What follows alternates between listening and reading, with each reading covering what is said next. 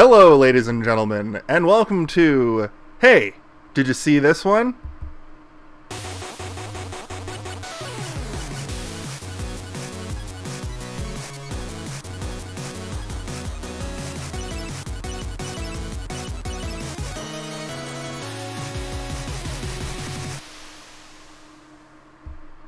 Oh, hi. Hello and welcome to a very special Saturday night edition of Hey, Did You See This One? We are talking about the horror movie. Calling it a horror movie is a stretch, especially this one. It's not... What? What do you mean a stretch? This is very much a horror movie. It's not really scary so much as it's a kind of a good window into what horror movies were like in the 80s, where they weren't scare you, stab people in the face constantly. We are going to do other movies where that happens probably, but this one specifically didn't really have that. This was more of I think it skews more comedy. Anyway, we'll talk about that and more when we get into the adult, episode. yeah, but as a child, which this movie was designed for like 12 to 15-year-olds as like the primary audience, and then the adults that watch it are like, this is funny as heck. Yeah. But as if you're 11, you're probably going to be like, oh my god, Chucky is so scary. So just before we say any more, I'm going to actually record the episode for once. You may notice that Kalen is not here yet. He is en route, I believe. He will join us once he's home. I am Jason. I will be hosting. I'm your illustrious host for this week. I'm joined, as always, by my co-host, Steven. Hi, it's me, Steven. If you the are the other host, if you're watching the video version of this, which you probably are because I've never uploaded an audio version, the image that Steve has behind him, it was actually drawn by him for our Grimoire of Familiar Killers last year, yeah. I drew one for each of the horror monsters that we did. Not my best work, but you can tell who it is.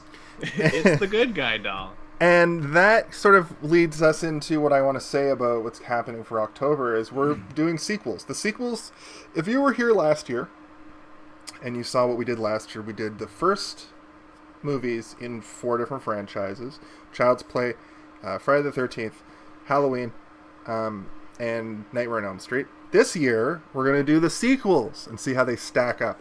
And I think that they will stack up because already this is an improvement on the first. The first Child's Play movie is great. I do like it a lot.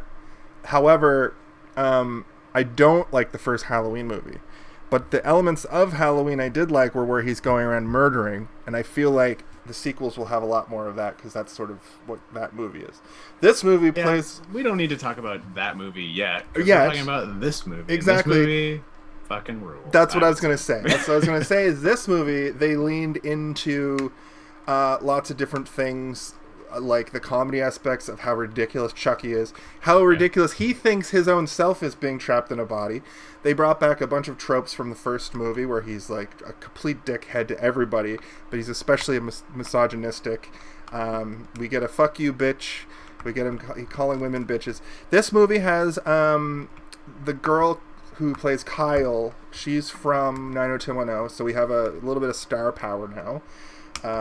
She would have, I think 90210 started in 91 or 92, so she goes on to be a pretty big television star. I looked at her, I can't remember her name, but I looked at her IMDb this afternoon, and she's still working. She's in the new Chucky show. Playing the same character. Which made me realize that Chucky and Cobra Kai are kind of similar rehashes where they take old characters and they're back in Chucky's life, kind of like how with Cobra Kai they keep bringing back the villains. One of the thing is Don Mancini, the guy who wrote the first Chucky and the second Chucky and the third Chucky, also wrote every single Chucky and has had like a deep stake in this franchise since the beginning, and he just won't let it go, which is also probably for the better because he is like, it all must be uniform. There has to be some sort of continuity. Right. And he's an advocate for canon, which is like, I don't necessarily have to adhere to canon, but like he did it in such a way that he always references it from the first movie to the new TV show. Like it's all there in some way. And even if you have to let go of some things in order to embrace others, he's like completely fine with that as well. Like, And he's not a hard-nosed canon man. honestly, that was super rare back then. And it was pretty rare up until the MCU popped off in the mid 2000s, and then now everything tries to have canon, even if like it's a movie that's clearly flops. They still set you up for a sequel, and they still put all this shit in the movie that you're gonna have to remember for the next one.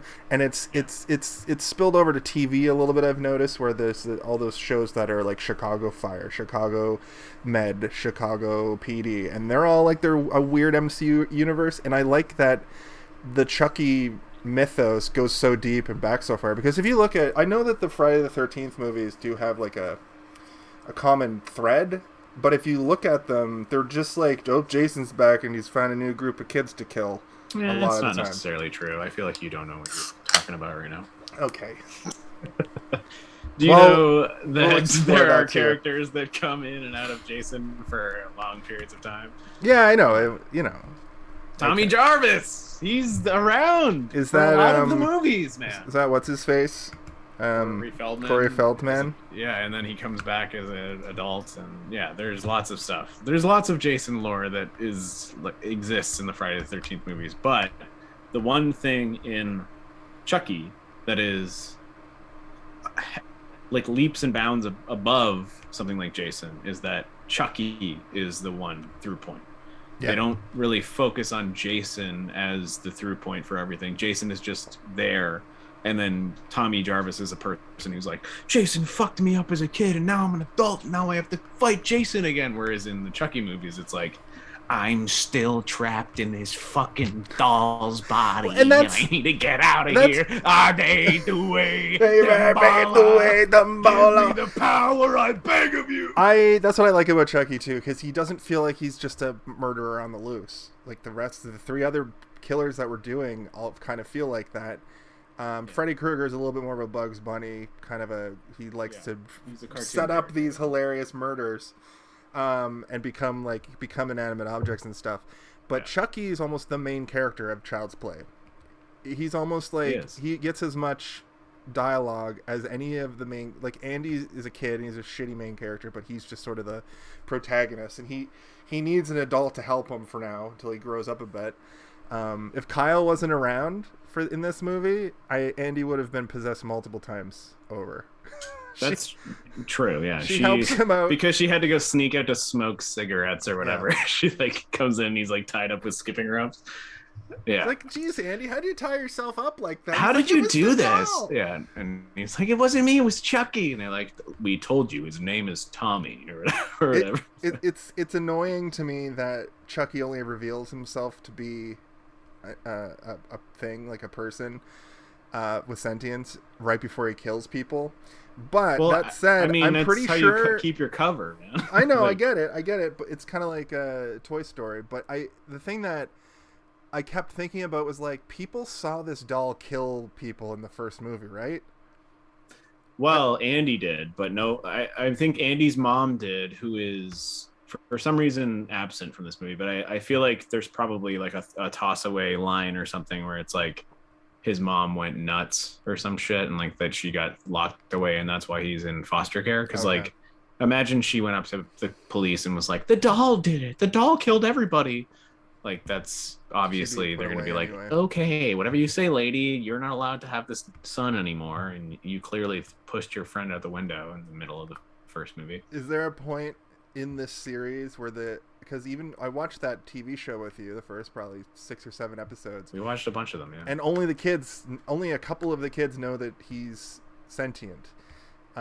Except for Andy, who is in that show as well. Right. Like, it keeps like cutting back to him, and he's got like a Chucky head in like a closet that he like gives cigarettes to, and he's like, all right, Andy, we gotta go find my other forces or whatever. And you're like, okay, Chucky.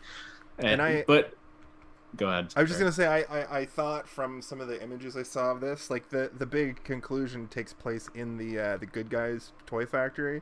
Mm-hmm. But I think I saw a trailer, or I saw like some pictures when I was just like looking for this movie, and I saw the assembly line of good guy dolls, and I was like, oh fuck, is this the Army of Chucky's movie? But I don't think that happens till much later in the series.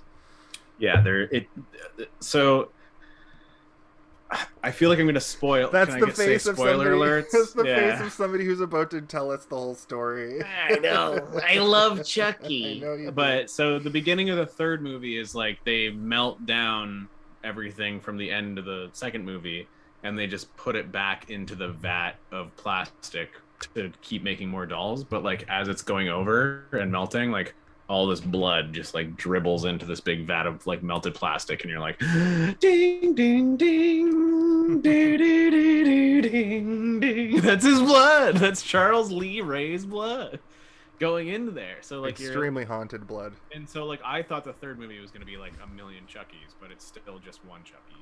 And they don't really go into that until only a few years ago in our own actual timeline, which is like I think it's called the Cult of Chucky. Yeah, that's the one with the asylum too, right? Yeah, and there's like multiple, and he's like, "Ade duay into UA body A, I'm gonna copy my brain," and he like basically makes several Chucky copies of himself, and then he figures out how to do that to the main character from a couple of the other Chucky movies, who's actually played by Brad Dourif's daughter. His actual daughter. Voice of Chucky, is like his daughter is playing her. And then in the show that we were watching, like she plays young Charles Lee Ray, like in drag, basically. She's like presenting as a man and just like playing her dad as like the serial killer. And they do the voiceover of Brad Dourif with it's wild. It's so good, man.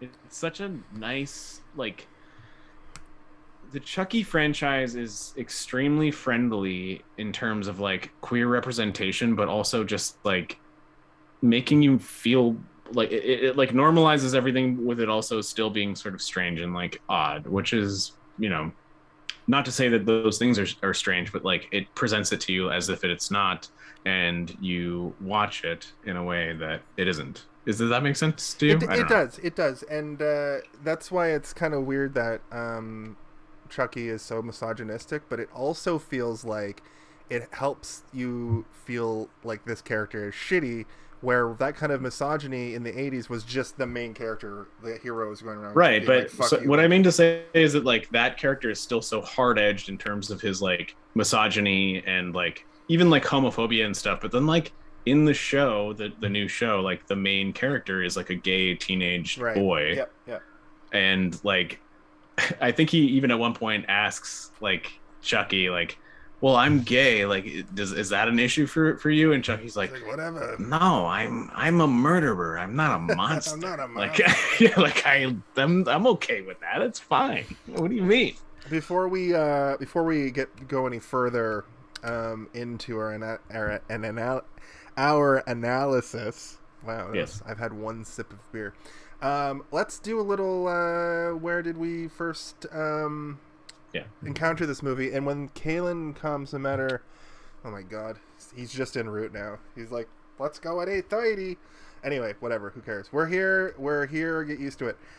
When he comes on, I'll just have him run down really quickly.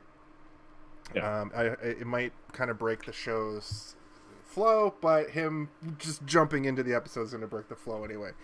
I'll go first because mine is very simple. When I was a kid, the cover of this movie is the one where it says Child's Play 2 with a blood 2, and it's the one where he's got the giant scissors and there's the man in the box. And it's scary, yeah. The Jack in the Box. The Jack in the Box, and he's going to cut the spring on the Jack in the Box. The man in the box, it's terrifying. the classic toy. It scared the shit out of me as a kid. Yeah, me too. Weirdly enough, I think if this movie was on TV and some of the like, there's only one really bad like shocking death in this one, in my opinion, and then some other shocking little things. I think if this was edited for TV, I would have had no problem watching it, because Chucky isn't really scary to me and hasn't really ever been scary. We've talked about this on the show. It's the threat. And I think that I've said that Chucky is the scariest to me out of all of them. The threat of seeing a doll stab somebody in the face with a knife is what always made me afraid of Chucky. As an adult, these movies are very tame compared to the horror movies that would come out over the next 15 years. Like if you put this movie up against something like Hostel, or it's like the Saw movies after Saw 1. Saw 1 is a classic 80s horror movie, and it's not that bad. There's a couple little things in it that are gross, but like after that it becomes murder, torture porn, right? So this movie, I think, is very, like, if you were going to get into horror, the 4 movies we watched last year and this movie, great entryways to horror, because they haven't tried to outdo themselves yet. And even this movie, they're not trying to... They're also sort of like the first pages to like a large book of like what horror is going to become, right? Exactly. Like that's sort of what they are. So what the way that I see this movie is almost not so much a sequel, but almost a reboot of the first movie. Like it's let's take, by comparison, almost an indie flick and Hollywoodize it, is how I kind of noticed the difference between the two movies, because this movie has a lot of weird camera shots. They try a lot of new stuff. It's very... You say weird? I think you meant to say good camera angles. Good camera angles. But what I'm saying is, like, it's very shiny compared to the first one. It takes place in the daytime a lot, where there's only one real like daytime scene in the first one, where like the kids go into the house in the daytime on the subway. The first one has a lot. It's also, the first one's like winter. It's like Christmassy. The first one's Christmassy and wintry. You get that kind of icky, sick to your stomach winter feeling from the first one. This one is a lot more like, I don't know, it's more cheery in a way, even though it's a fucking 80s horror movie. But anyway, in summation, I watched this movie literally today, and I love it. I'm glad you love it, because it's one of the... So I've seen all the Chucky movies multiple times, and it's hard to rank them because there's so many, and you sort of like, after a while you build out this sort of like lore in your brain, right, where you're like, the Chucky series is maybe the best out of all of them because it has the most robust storytelling. It's and there also is accessible actually as fuck compared to like a Friday the 13th. It is. Well, I mean, Friday the 13th is also extremely accessible because you don't really have to watch any other movie to get what's going on. Whereas this one, maybe that's a thing. Like, you can watch the second one without watching the first one and realize what's going on, because they kind of throw it at you over, and his name's Charles Lee Ray, he's a murderer, and like they do give you that detail. But if you were to hop into like The Bride of Chucky without seeing any Chucky movie, you'd be like, what the fuck is going on here?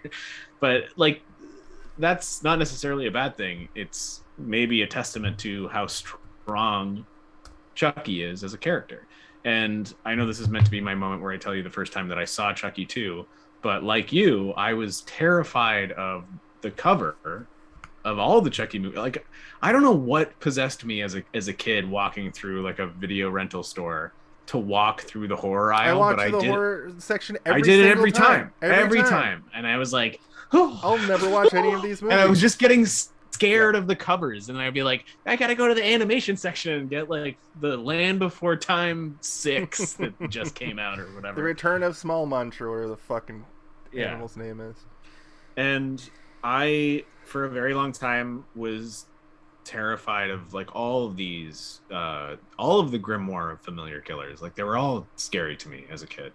Jason was the least scary to me as a kid because he was just like a zombie or whatever it was. But Chucky was the most scary because I have toys in my house that could come alive and kill me. I don't have a giant hockey player that lives next door that's going to murder me or whatever. And Freddy Krueger is a dream demon, and all my dreams are nice. So I didn't start watching these movies until I was in middle school and early high school, and then I started getting really into like all horror stuff, because I was like, this is actually a different type of movie watching that I've never experienced, and I was too scared to experience. I remember like there was a few things that I watched way too early. I've talked about it before. Like, I watched The Evil Dead when I was like 6. And I watched The Shining when I was like 8, and like watched these movies that RoboCop I really when I was 8, I think, is what made me never want to watch a horror movie. Like, you know what? That's completely fair, because it is super graphic and scary, and there's scary people in it. But once you break sort of like barrier that you get through at an age where you're like, you start to realize that things are actually funny and not And also, scary. it's not like these horror movies aren't an hour and a half of fucking violent gore. Like, there's No. a story in there. That's why I need people to watch the original Saw movie, because the first Saw movie is a cool like cop drama with this murderer that's like trapping people and killing them. And you don't even see Jigsaw in the first movie. I don't think, or if you do, he's just like a face on a screen. Now He shows up at the end and he's like, dun dun dun dun dun, goodbye. Now does. Jigsaw, they're doing all these prequels and they're just gross movies. Jason, come on, you're summarizing the last 20 years of fucking Saw movies. Chill out. Sorry, I'm very mad that people think that all the Saw movies are like unwatchable torture porn, because I really enjoy the first Saw movie. Who thinks that? I don't think a lot of people think that. The internet. I don't know. The whole internet. The whole thinks internet that. is a collective unconscious. So anyway, I watched the sequel to Chucky very close to watching the first Chucky, which was like, I watched the first Chucky and I was like, this is great. This is like a murderer, like a serial killer who puts himself into a doll to escape death. And now he's trying to escape the doll because you went through a real chunky phase last October, as I recall. Well, I have also, like, I've always kind of liked Chucky, like, but I also was the most scared of Chucky. I think that's kind of like what I'm trying to say, is that like Chucky scared me the most when I was a kid. I remember very vividly, I may have told this story last year, where they had this like radio clip on the radio during Halloween season. And it would play around like 7 at night, and it was advertising a TV channel or something. And it was like, we're playing all the horror movies this October. Every Friday night, we're playing Chucky, Jason, Freddy. And like they would play them all. And then they would play this one clip of like, hi, I'm Chucky, wanna play? Yeah. And they would like play his voice. And I would like get actually scared of just the voice on the radio. Was that like was that the preview? Every year they would do previews for when Shudder first came out, and it was a channel, not a streaming service. This is when I was like in middle school. This is not a couple years ago. No, in middle school, Shudder was just a channel, like the comedy channel, but it was on cable. Like you had to pay it was like a local channel. And I remember at Halloween time, if you watched like Showcase when I was in like high school or they would show that the same, like, here's all the movies that we're playing through October, and it would show that clip of, hi, I'm Chucky, wanna play? And then he falls and goes under the couch. Yeah, but like this was just audio on the radio. Oh, like, on it was the just radio. Sorry, I missed that. And I would get like freaked out just by the audio of it. Like I'd be in the car and my dad would be driving me to school, and like that would play, and I'd be like, and then I'd be like scared, like I'd be walking around and everyday life freaked out that Chucky was coming for me. But anyway, to say when my first time watching this is difficult to say, and I definitely did not appreciate it as much as I did rewatching it a couple days ago. And even just every time I watch through these movies, like there are some that are just like leagues above the others, and this one is one of them, man. This one is like actually well shot, well directed. The music is amazing, the animatronics are great. Like everything about this movie is like special in terms of like why Chucky still exists. If this movie did not do as well as it did, or at least present as well as it did in terms of like what they can do with a little murderous doll, the rest of the Chucky series probably wouldn't exist. Like this is probably the reason that this went forward as far as it has and still continues to do. It's also such a, like, the animatronics in this movie are probably for the time like top notch. It's a very cheaply made movie, but some of the stuff is not cheap. Like the Chucky doll, it's 1990. The Chucky doll looks even better than the first. The whole factory part at the end, that like set piece that they built, that like it's like the assembly line, but it's in a nightmare assembly line. If one little thing gets tweaked, it's like a maximalist, like crazy. It's like a Willy Wonka style, like Like Tim Burton-esque. Like it's colorful and there's like nobody in there except for one guy. Like one guy, and in yeah. the kid, like I knew that somebody was gonna get murdered by that thing that pops the eyeballs in. Oh, of course. From the it's beginning. So gruesome. It's so. It's like they focus on this. This movie is a movie where I don't know if this happens in all of them. I don't recall if this happened in the first one, but if the Chekhov's gun thing happens almost every scene where you see something happen, you see a thing, they focus on it for a second, and you're like, that's going to be involved in a murder, or that's going to be what murders. And that eyeball machine, right at the beginning, Chucky gets his eyes put in. Yeah. So let's just I'll start from the top. So basically, we there's the opening credits.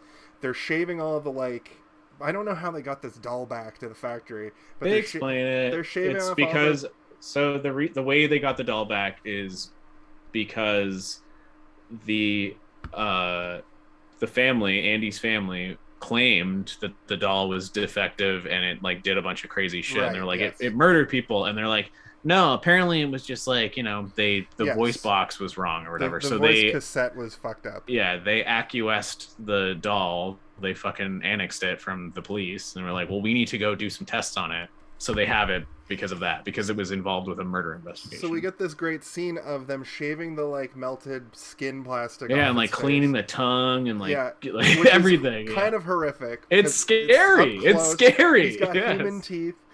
Underneath he's got a chrome skull, like he's just the Terminator.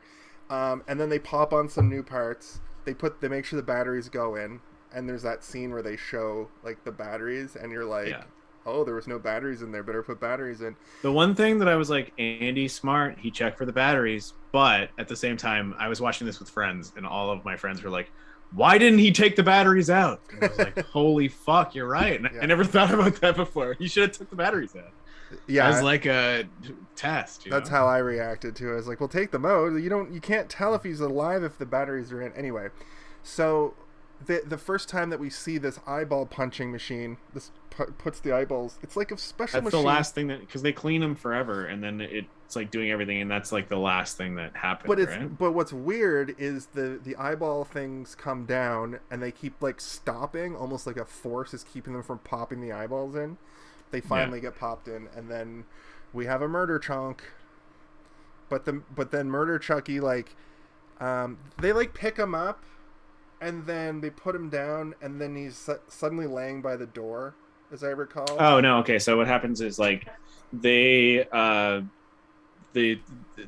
guy, the guy that you're saying, the businessman who's here to perform some sort of PR interference or whatever, is we got the doll, and the doll's over here, let's go look at the doll. And then the guy who's the CEO, the old man, is all right, let's go. And they go in the room, and they're about to try and turn him on or something, and they put the eyeballs, that's you're right, the eyeballs are going in, and then it gets stuck, and then it electrocutes both of these men, right. And they're and that's the first bad 80s electricity I like that effect. Sort of effect. Yeah, I like that effect. It looks too. Like the Palpatine lightning from Star Wars. Yeah, exactly. It's like a Ghostbusters. You're like, oh, okay.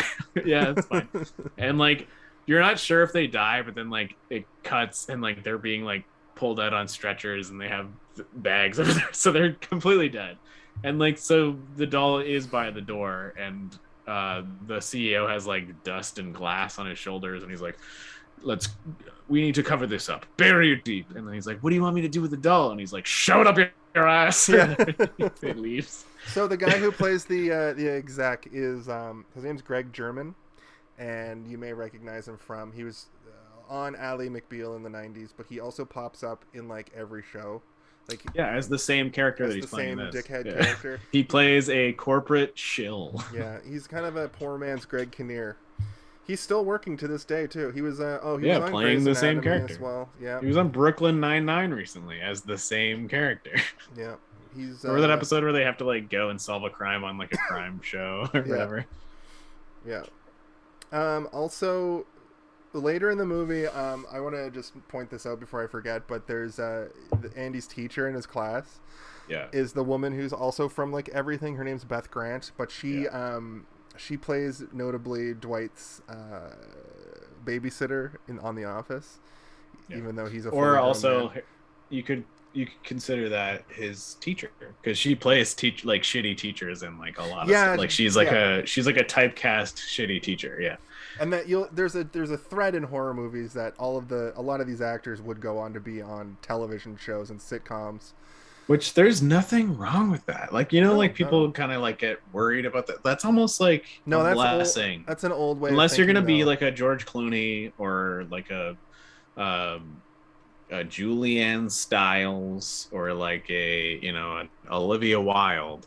Why not just be Julianne Stiles? No, that's an old way of thinking though, because of legacy television and like HBO and stuff. Now a lot of people want to do TV because it's a lot easier on your budget, a lot easier on your but what I'm saying is that like there's nothing wrong with being typecast if you're perfect for that shit. Right, and if you can convincingly play that without it taking people out of it.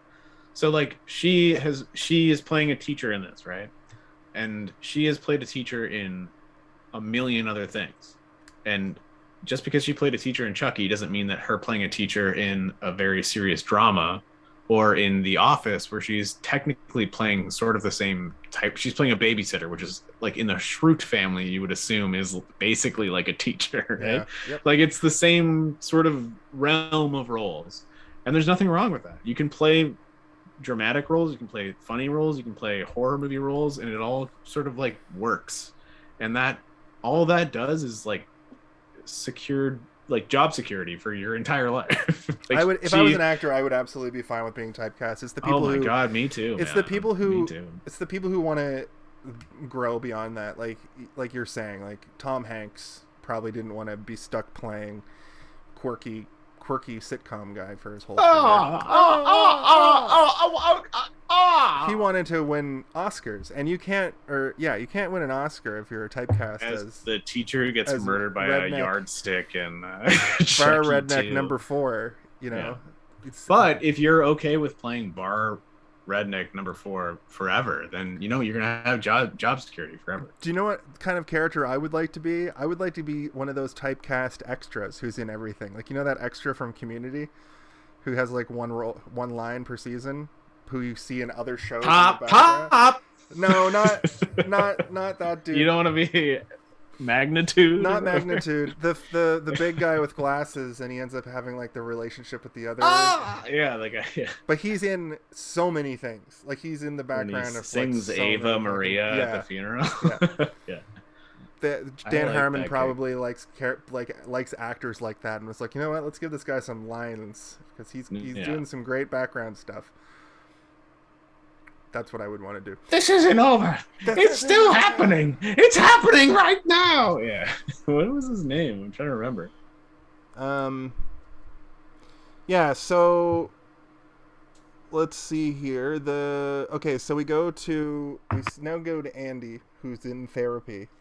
His mom is out of the picture because she's probably in a mental institution. I would like to say immediately that it's not that the actress didn't want to come back.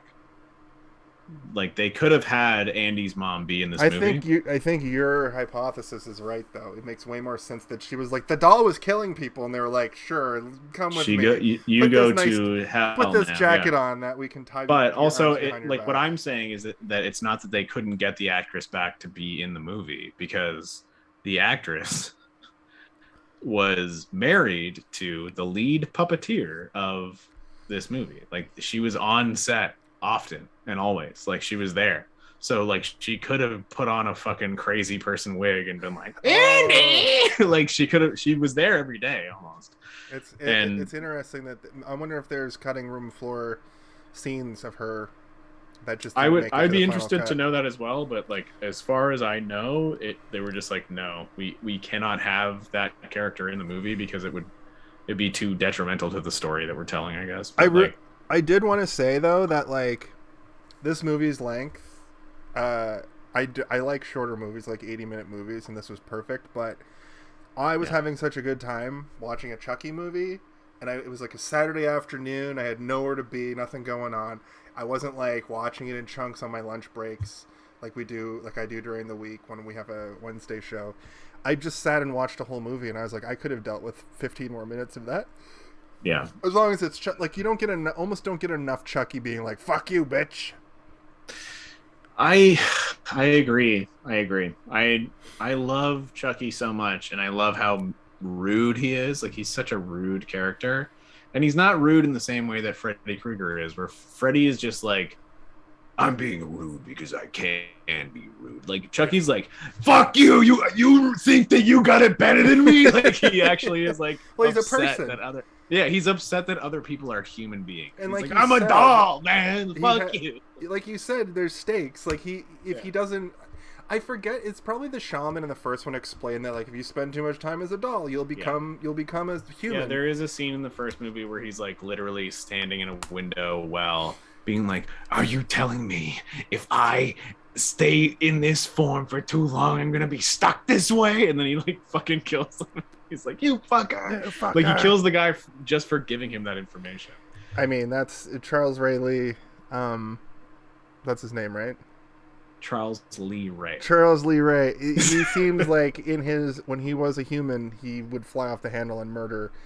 He was like a strangler. He was like labeled as a strangler. He was a serial killer. He was a serial killer, yeah.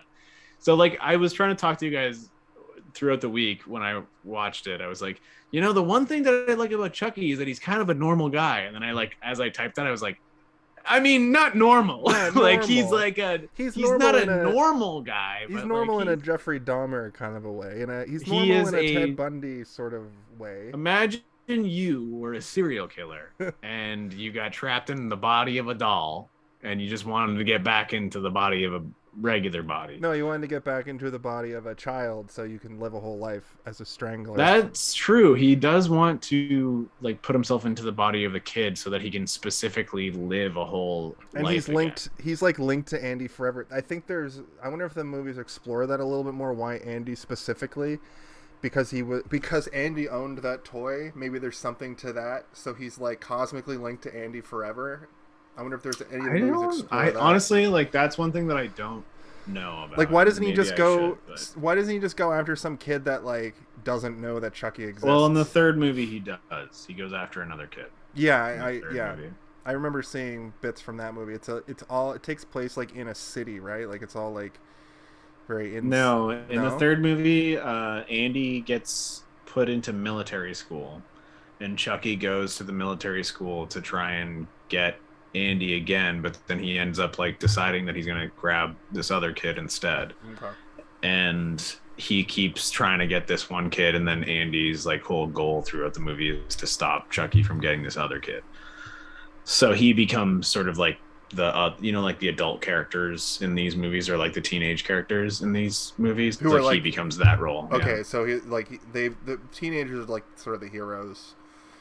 As this. Well, in the first movie, there's no teenagers, which I know that's a little bit different. Andy just stops the doll himself, right? Even though he's like 6. Yeah. Or the mom. But like Andy's pretty dope as a kid, and also, man, like I gotta say, like the kid is a good actor. He was a good actor in the first movie, and he's just as good in this movie. Like he plays that like he plays off the doll did it, and I believe the kid. Obviously, in universe adults are like that's ridiculous, but I'm like that kid has seen some shit.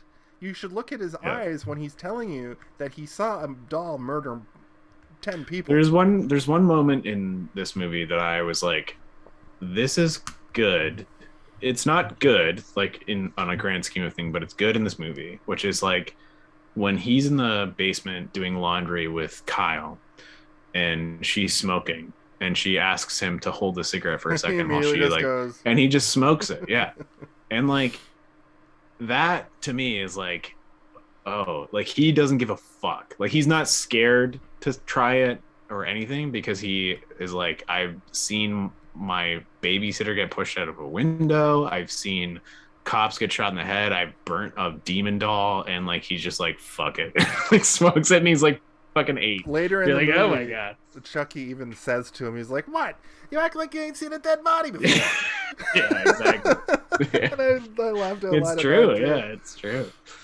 And then I realized that I think Eminem says that in a song, and it might be directly related to this. Maybe Eminem loves Chunky. He definitely loves Chunky. He had like a photo shoot in the '90s of him, like not dressed like Chucky, but dressed like a doll with a knife. Also, he was like the innovator of murder rap, so True. So Andy gets picked up by this. This always drives me nuts in movies where there will be like foster parents who take in Andy. Yeah. And it seems to be always the dad who's like, I fucking hate this shit.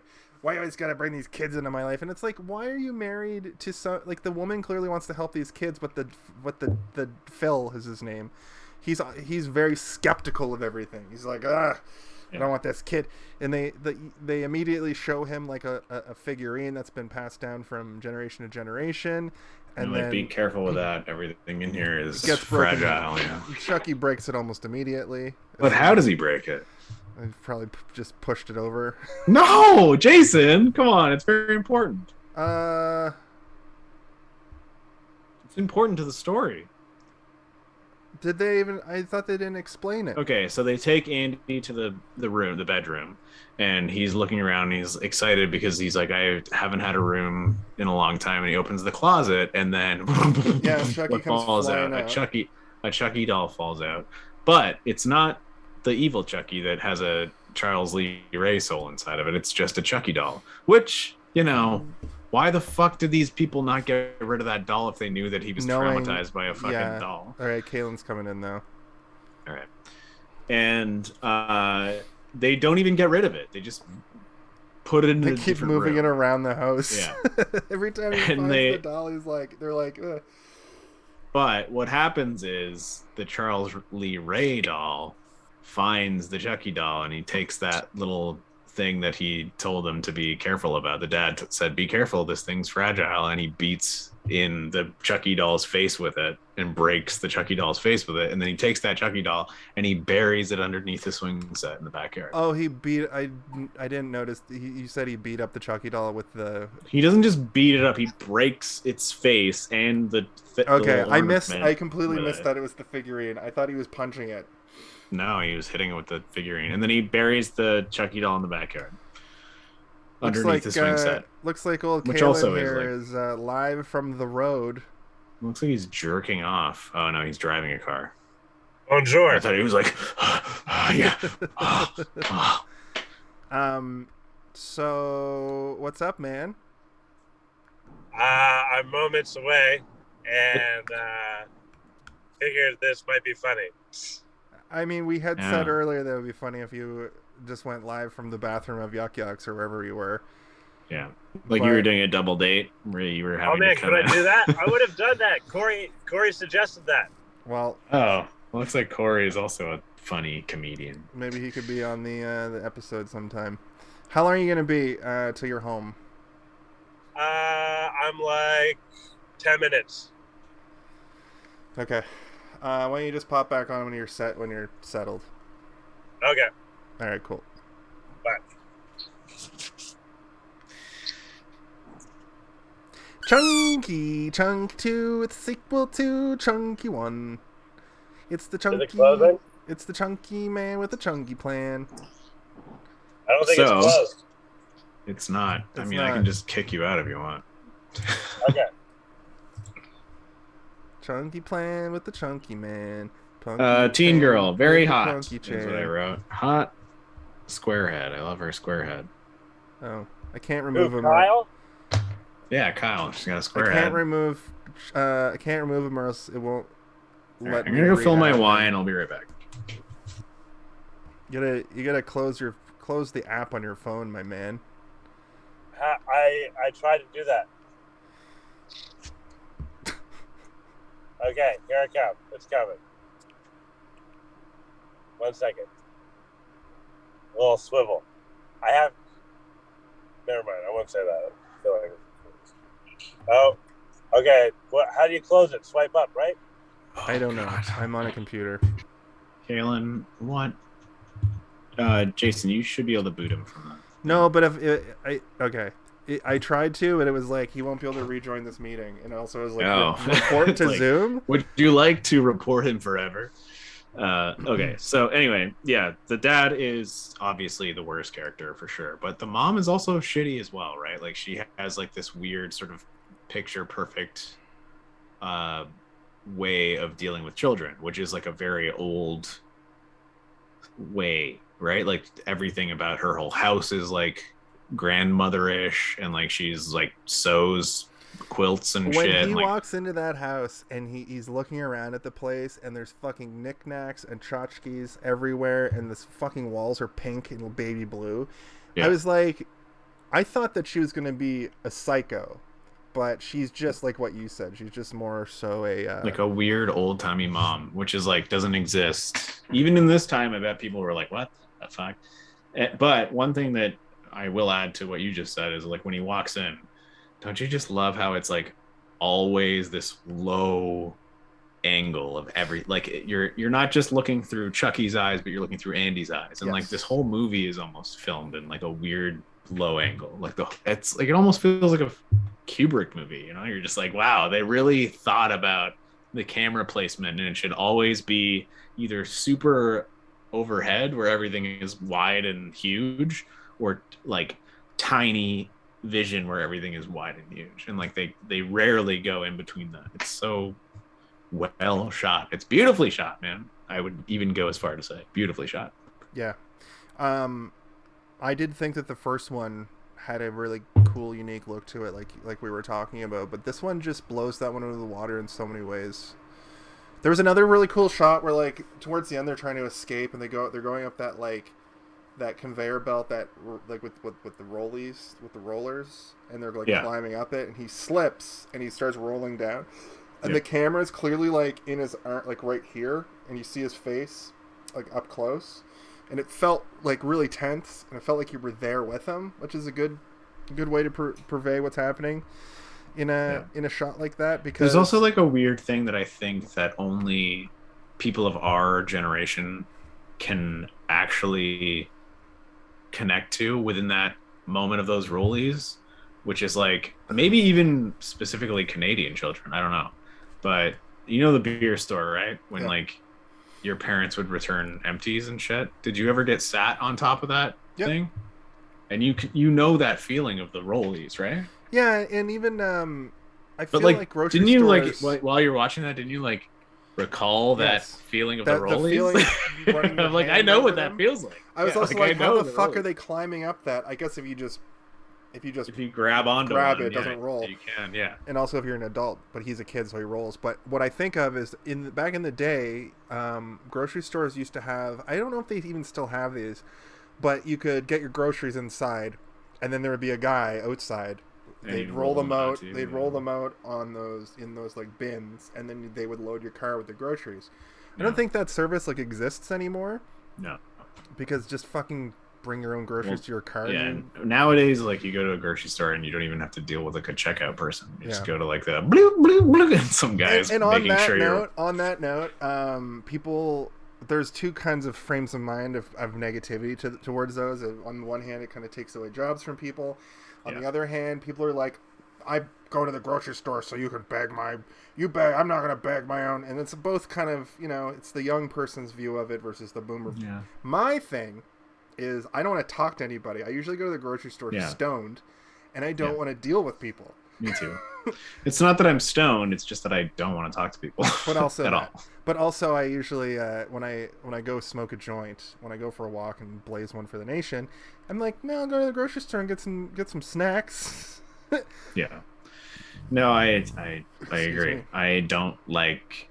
I if I'm in a situation where I have forgotten my debit card for whatever reason and I only have cash, I'm like, I actually have a panic attack. I'm like, I have to interact with somebody. Oh God, no. I'll even like leave my bag and then just yell, I'll be right back. Can you guys watch this? And then I'll go back up and get my debit card and come back down and do it.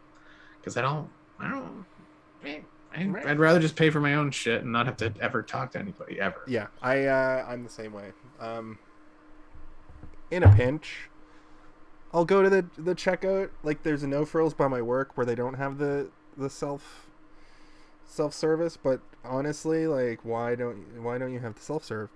Anyway, there are more things that happen.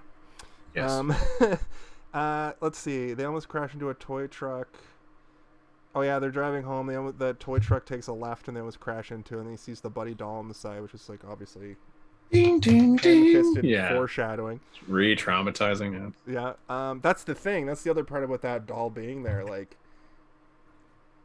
the kid's not gonna stop talking. Like, if this is a movie where the kid is traumatized by seeing a murder happen, and he looks like he's, I don't know how to make this into the doll didn't actually do it. It's all inside the kid's head. But if there is some sort of twist where it is all in the kid's head, having you should pre-screen your home for a Chucky doll or a Tommy doll. Like, get rid of all Chucky dolls. Like, make sure there's none in there. So we'll move. We talked about him getting to the house. He goes up to the bedroom. And let me just say that there was a funny part while I was watching this with Brian and Ryan and my friend Enrique, and like Brian kept being like, "There's so many clowns in this house. Why do they have so many clowns? Don't they know that he's traumatized?" I'm like, Chucky's not a clown. No, Chucky's a doll, not a clown. He's just like a little boy. But and Brian was like, "I think he's a clown." I think he's a clown. So hot take coming from friend of the show, Brian. Brian, so yeah, this room is stacked to the ceiling with now that I think about it, I think you're right about her being a weird, like, old-timey mom, because she's like, "Don't you love blue? Of course you love blue. You're it's a boy. your favorite color. It's your favorite color, I bet, because you're a boy. Also, look at all the toys and all of the cars and trucks and guns I got you because this is also like the first moment that you get to see the weird shape of this house, which is nonsensical. Like, the whole house is not shaped properly. It doesn't look like a regular house would be shaped. So no, it looks like it was filmed in like Tim Burton's butthole. No, that hallway where like all the doors are. I would notice that like the crown molding on the ground and like the way that things are shaped, it looked more like an apartment, like they were just filming an apartment building or a halfway house or something. Like, you're right. Now that I think about it, it didn't look like the way that the downstairs looks like the layout of a house. It's like a front room and but the basement and that staircase. The staircase in the basement. Yeah. You don't remember that fucking twisted ass staircase? Where he's like, "Look at Chucky down there," and then like there's like a perfect spotlight on Chucky, and the staircase is like super angular, like it looks like a Tim Burton Nightmare Before Christmas style staircase. Or when like Kevin McAllister is in the basement in the first. Yes, Alone, it's like it is like a child's nightmare, right? Like, so like when they first bring him to his room, the room seems like there should be a natural shape to it with like a nice warm light coming in to make it feel welcoming, but it's not. It's a black window with like a harsh light on it, and the bed is like angled sort of like half at us, and you look at the walls and you realize that it's not a square room. It's like this weird room that has like several angles to it, and the bed is just like angled at the door, and like it looks like a weird twisted drawing, and you're like, this doesn't seem right. But I mean, maybe that was just me. You didn't notice this? Come on, you didn't notice that this bedroom was like a nightmare bedroom when he's first being brought in there? I'm like, ugh. The bedroom looked fun. Terrifying. Like the bed frame in The Simpsons where it's like Homer makes that bed frame and it's like a clown. And it's like, like it's like that. Like the whole bedroom is like that. The bedroom didn't do that for me. It was the hallway from the top of the stairs with all the rooms. Like they go into Kyle's room and she's just in there smoking a cigarette. It's just nothing in the room but her, a cigarette, and her suitcase. There's also the subplot with her is that she's been living there for 3 weeks. She's an out of control teen. She's been bounced around from house to house for her whole life, and she's just one of those teenagers you see in movies who like has never had a home. You find out later that she got put up for foster care when she was 3. Andy wants to know if he's like, do you remember your mom? That's coming up here in a minute. We'll talk about it. But she's just like, I thought she was going to be a complete piece of shit to Andy, but she ends up being so nice. Cool immediately. She's so like, nice, she kind of takes him under her wing and is kind of a big sister character to Andy. Kind of like a superpower of the movie, which is like they want her to seem shitty, but she's not ever shitty to Andy. No. The only shitty thing that she ever does is when he says Chucky did this when he's tied up, and she kind of laughs a little bit. She's just like laughing. That's yeah. She's like, what? Like, but it's more like a what the fuck is he talking? I don't know what he's talking about. But like that's literally the only time that she ever does something like that, right? She even seems cool with the mom, you know. Yeah. She seems cool with the foster parents for the most part. I felt that there was a camaraderie a bit between her and the mom in a scene coming up. So the next bit that we go into is Chucky's gonna get his second mark of the movie, and the executive, I think his name's Morris or Moron. His name's More Ass. His name's Morris, right? His name's Matson. What a fucking just Matson. No first name, no second name. Just I'm Matson. He's just tossing the doll. He's got the Chucky doll. Yeah, it's raining. The Chucky doll's hair is all fucking matted and gross. Like the doll's clearly been like, this sucks. Yeah. And he tries to put him in the trunk. The trunk's full. He's like slamming. He's slamming the trunk on Chucky. Yeah. And he's like, that's not gonna work. And he whips him into the back seat. And at one point, I think when he's slamming Chucky's head in the door, you hear him groan. You hear Chucky go, "Argh." You do hear like a, yeah, but I don't know if that's the guy doing this or it's probably Chucky. It sounded like Brad. Fuck. Yeah. It sounded like Brad Dourif. Dourif. Yeah. So then he gets a call on his car phone. Yeah, that was so. We were also when we were watching this, we were playing like an '80s drinking game where I'm like, anytime something super '80s-ish happens, you drink a little bit. Anytime Chucky swears, you drink a little bit, and anytime there was like a bunch of rules, but anytime there was something super '80s, and like that was like a hello with like the chord in a car, you're like, oh my god. That is 80s. So he has to basically pick up some vodka for somebody on the phone. Yeah, I assume he's going. It's like a Michael Scott situation where he's going to go see Jan or something. Yeah. Like he's got some lady. She's like, bring the vodka. Wear 2 condoms. And then he can't. That was the second 80s. The other 80s thing moment is the guy's like, no fucking credit cards. So like, he goes to the liquor store and he tries to pay with a gold card. And the guy's like, no credit cards.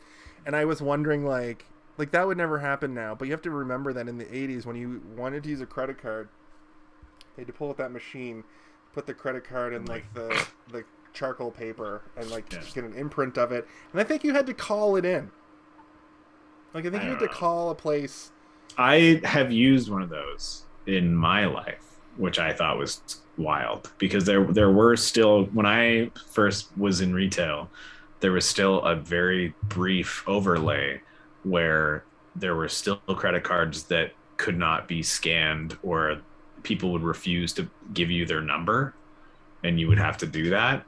But I was like, every time I'd be like, but I'm going to do this thing. And I'm still getting the number when I do, like, that's giving me the number. And they're like, I don't care, do it. And I was like, okay. I would give them their receipt and I'll be like, I still have your number right here. You could have just told it to me and I could have put it in the computer and everything would have been fine, you psychopath. But it's like old people, right? Like an old person. They don't understand. Kaylin, welcome to the show. How you doing, man?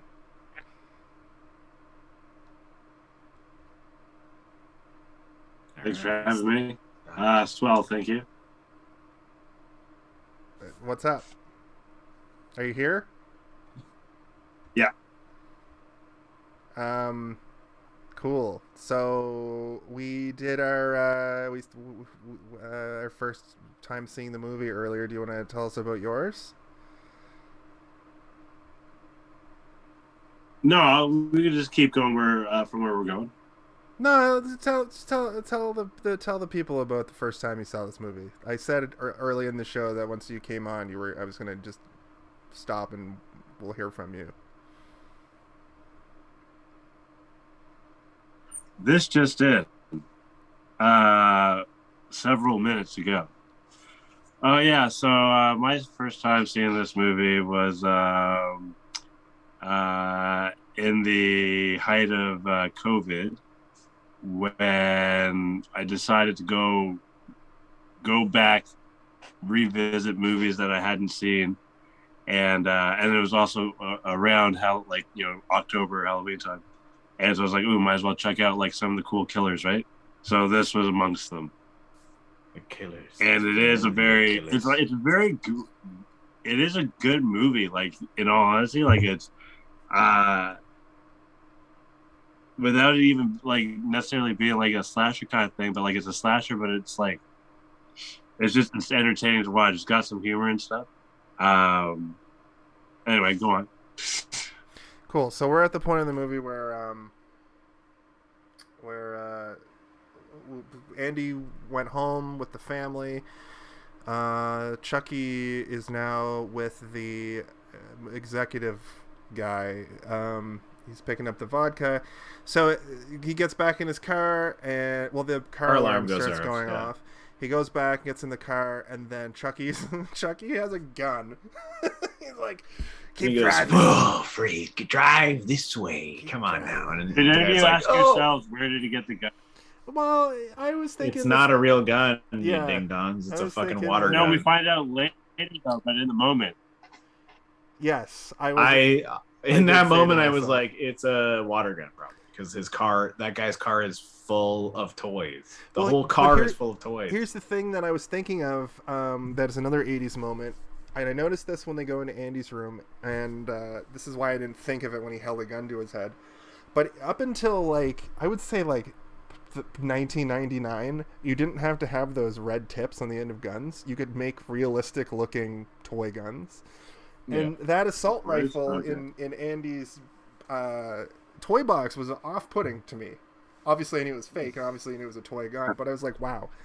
I think that any gun that isn't like a space gun or something is kind of weird. Like if somebody has like a realistic looking, even like a BB gun. Like I remember I got into like BB gun shit a few years ago, where airsoft? I bought a BB gun, not airsoft, just like actual BB guns, like old timey BB guns. And I bought one.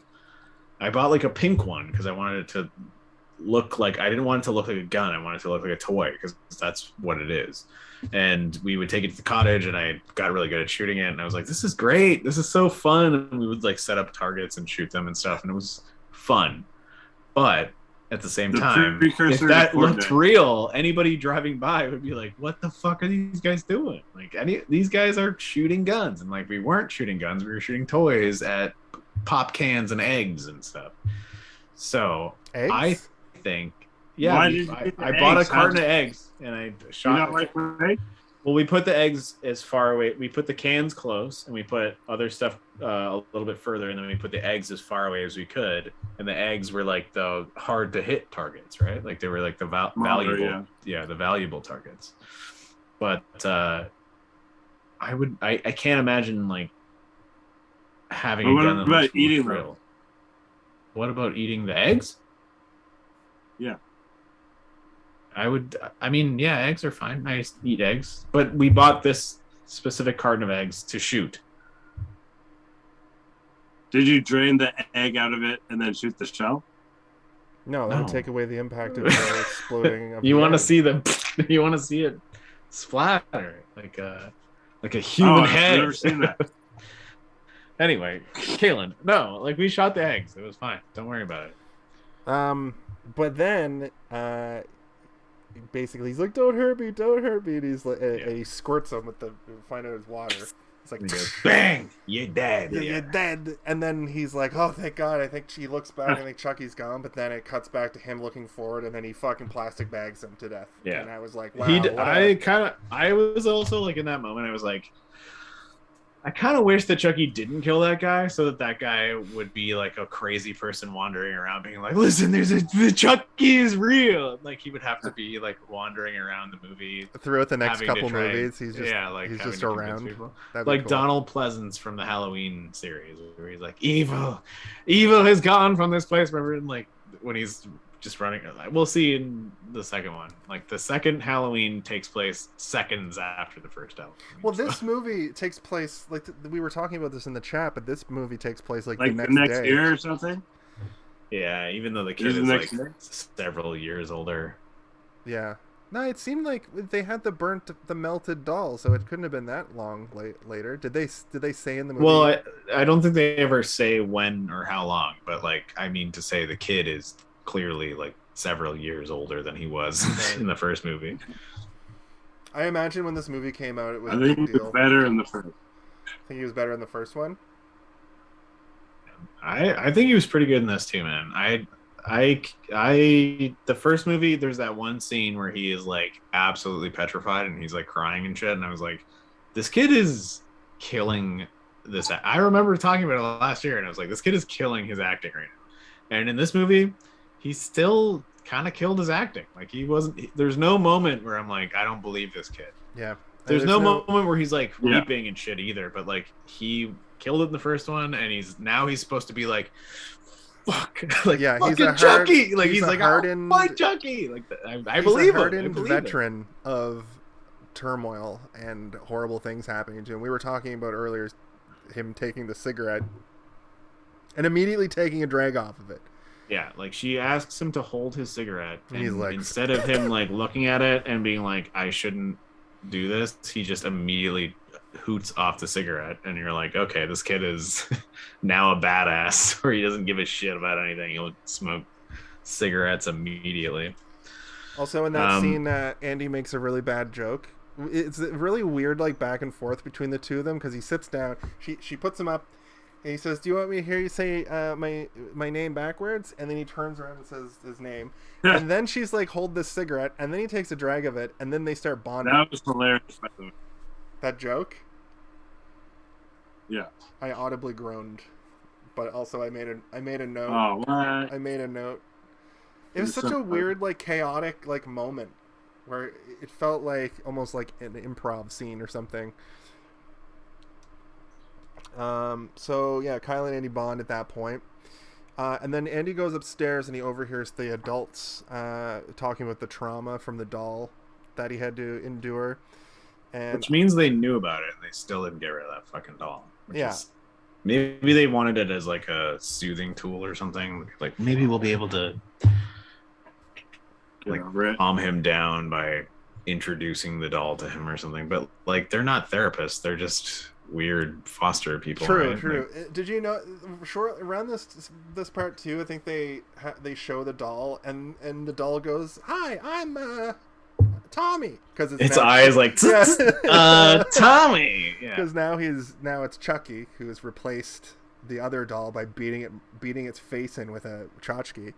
Yeah. And then when he says, "Hi, I'm Tommy," Andy's like, "Wait a second."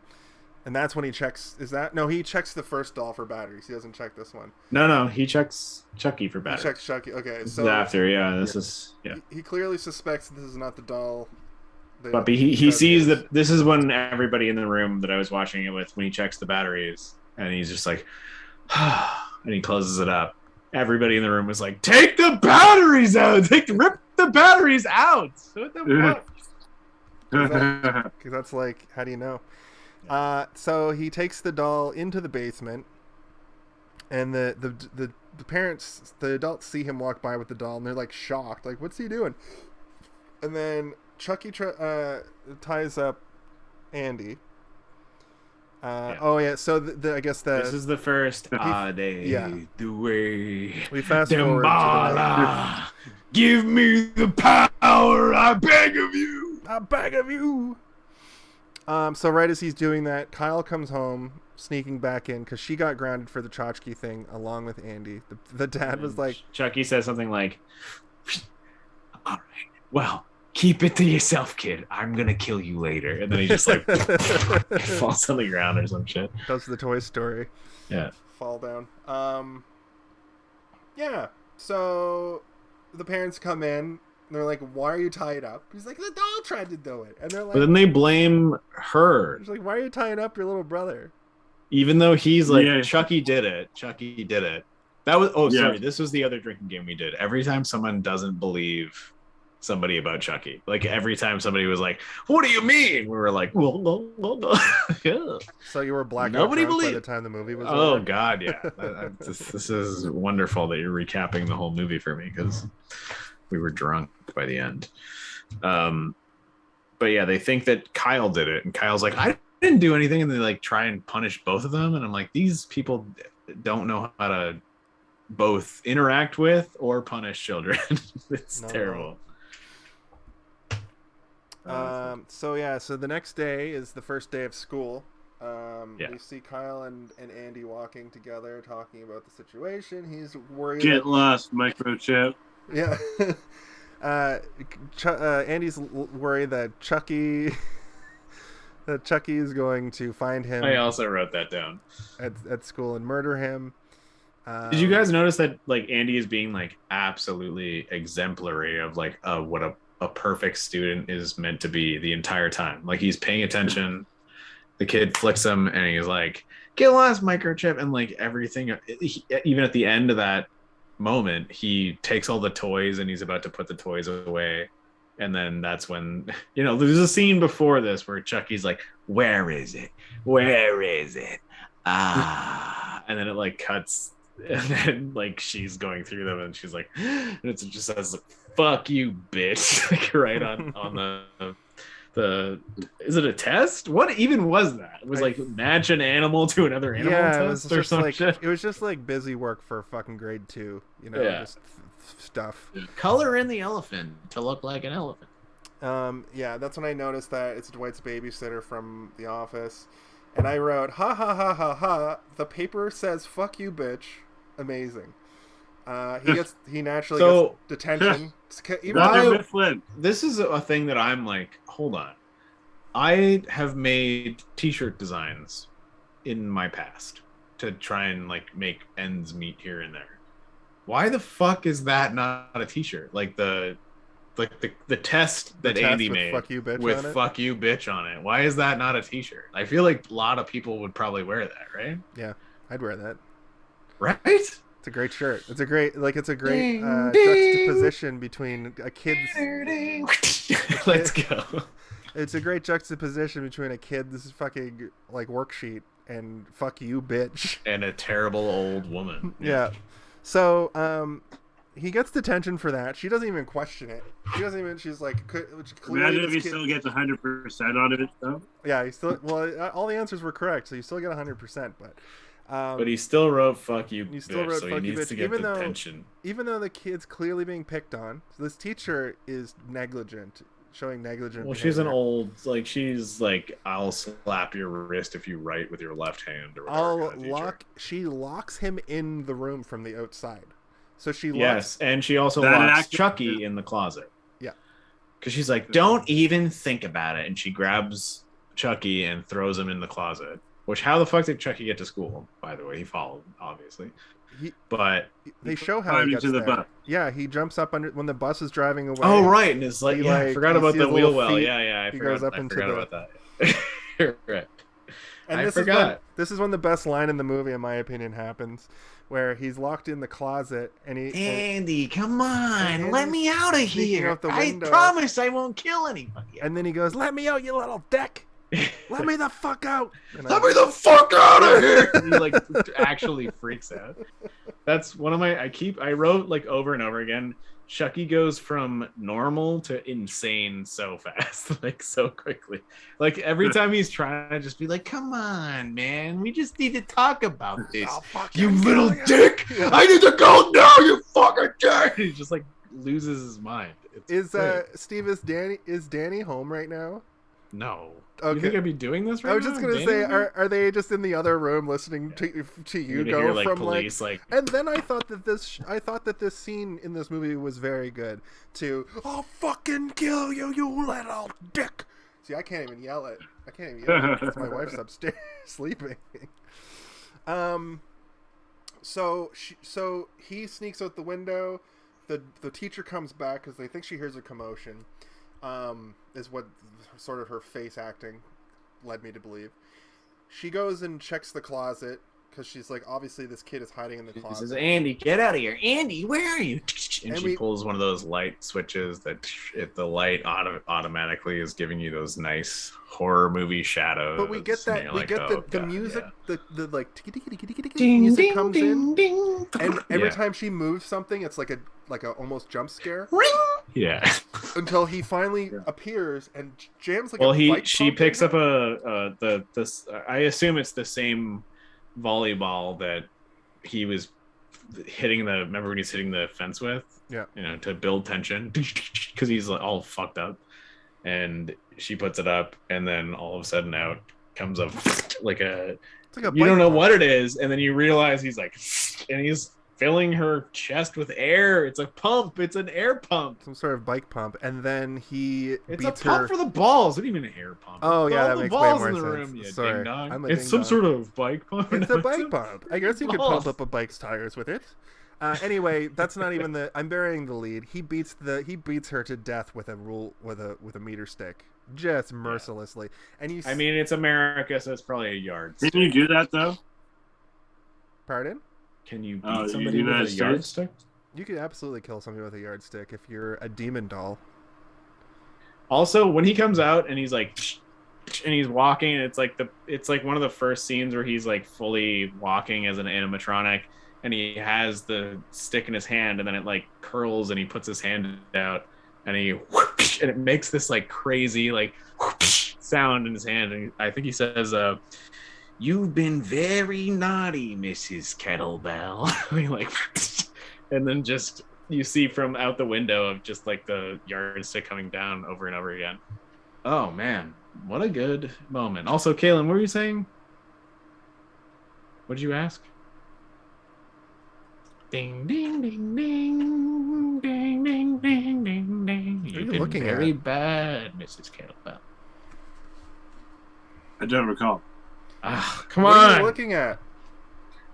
Anyway, yeah. What am I looking at? That's probably it's maybe one of the like most memorable moments of the movie, right? Like I when I was going into this movie, there were like 3 scenes that I remembered very clearly in my head, and this is one of them when he's like killing her with the meter stick.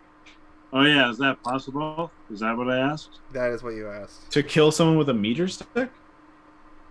Yeah. I And think then so. I yeah. said, yes, if you're a demon doll. But also, as a human, you could kill someone with a meter stick if you tried hard enough. Absolutely. But also, he hit her in the chest with like a air pump, so she was probably already fucked up. Like he probably like did some sort of damage to her internally. And then they don't. That actress plays a good bitchy person. Oh, I don't think that she's always a bitchy person. I think that sometimes she's just like a nice sort of like kind of character, you know.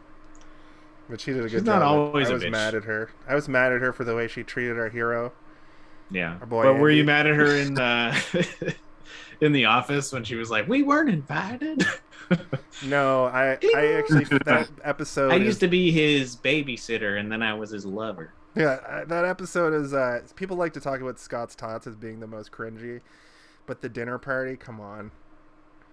When Jim is like, oh, I gotta go, my apartment's flooding, and then Pam's like, if She's like, you can always get it. You can get new things. You can't get a new party. Yeah. It's like, fuck. I had an out.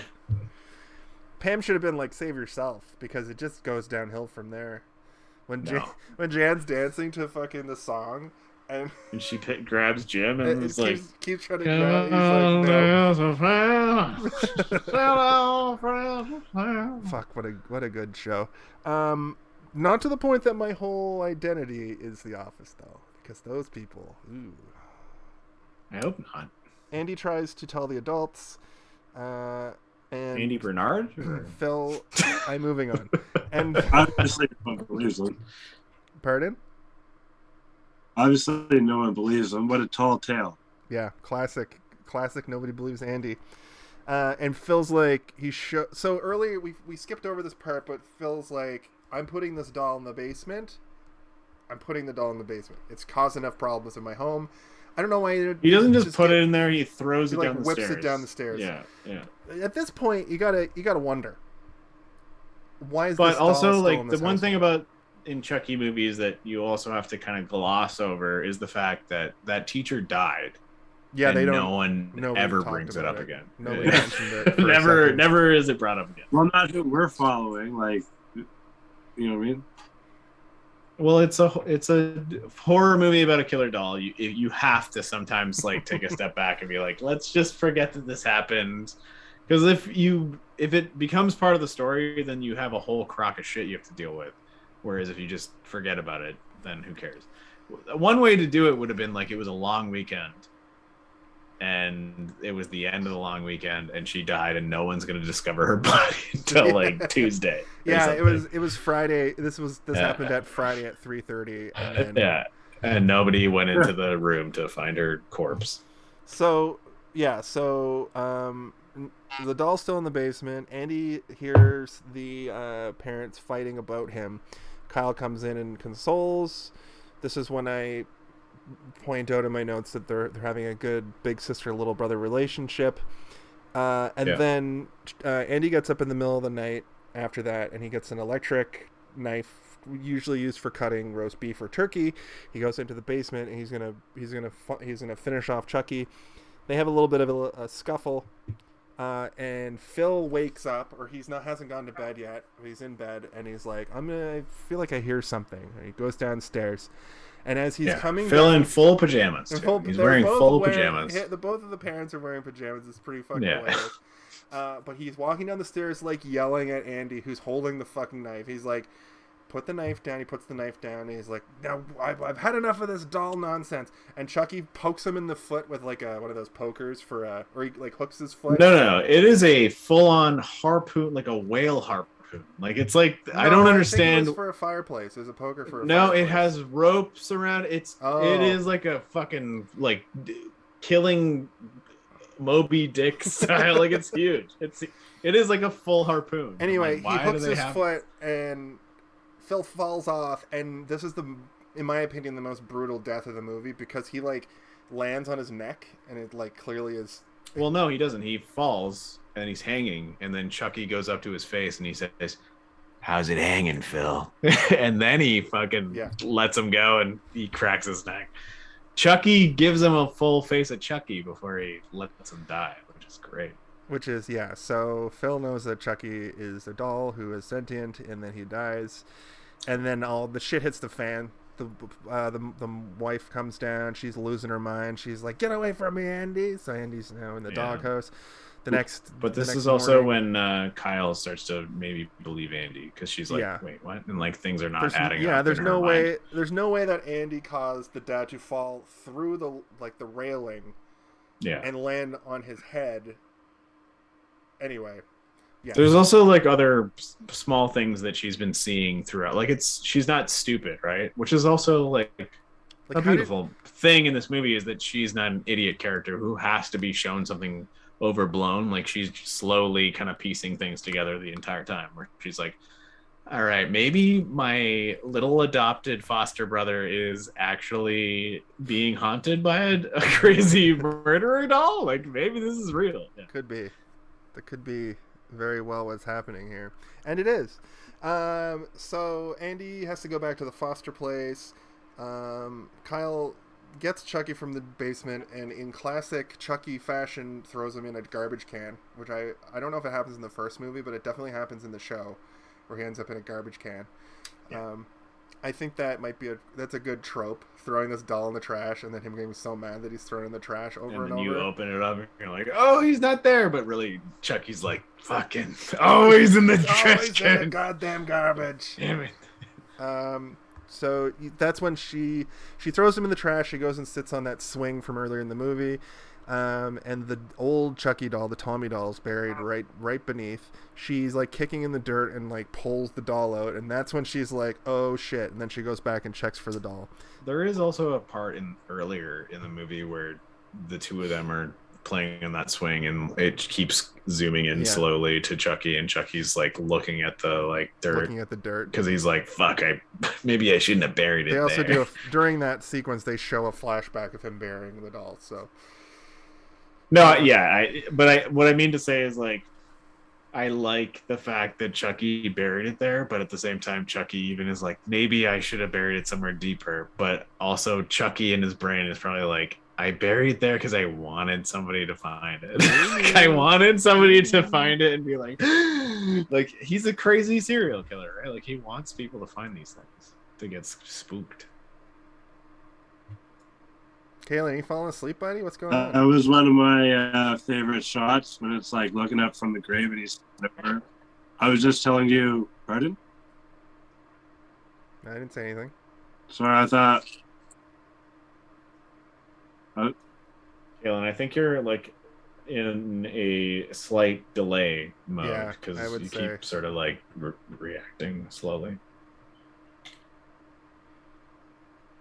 I was just telling you guys, I was just about to try to add on to. Sorry.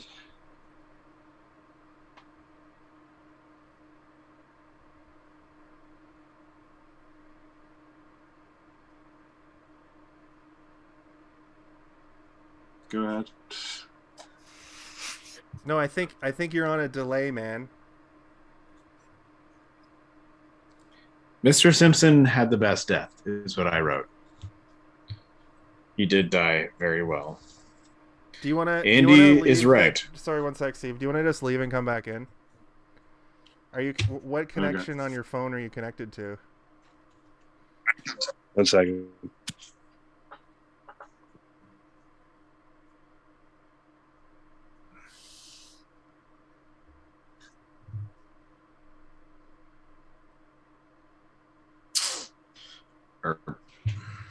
Yarp. Chucky is human. He is scared. I did write that. I wrote that. How do we talk about how Chucky is human and he is scared? Well, Chucky throughout this movie is like his stakes are very high for him, and everybody else are like the stakes aren't that high. Everybody else is like, please they're stop still high stabbing for people me. who don't want to die. Yeah, they're like, I just don't want to die. Where Chucky's like, if I don't kill you, then I'm gonna have to deal with this later. All right, let's make sure that he's good. All right, are you hearing this in real time? Well, it's kind of hard to say yes you or no sound to way that. better than you did. Can always, if I'm responding to what I thought was real time before. I know, but now are we having a conversation with one another? Well, you're directing your conversation towards me for me to respond to, so yes. Okay, perfect. Well, that's way better than before, because before I could actively see, I would stop talking, and then I would see you do listening eyes moments later. You know what I mean? So that's what was happening before. You were on a delay. Absolutely correct, because you know why? I was on the shitty Wi-Fi instead of the data. Exactly. Data. Because Yeah. my name All is correct. Data. Hello, my name is Data. We're back, folks. Why are you called Data? Because my name is Data. It was cool. I think the best part in the whole movie is when he's walking out and he slaps the yardstick in his hand. That's maybe the best part in the whole movie, right? What about the part when the guy gets the toy eyes in his face? That's also very good. But when he's walking out and he's like, "You've been very bad, Mrs. Kettlebell," and he like slaps it into his hand, it's maybe the best. You know what? Moment. He's probably got childhood issues. I would say he is a strangler. Are you talking about Charles Lee Ray? Yeah, maybe. Yeah, probably. He probably does. He probably hates being in a little baby toy thing that much more because of it. Oh yeah. Kaylin, underneath my next note, I wrote eyeball death equals good. It does. It does equal good. I liked it.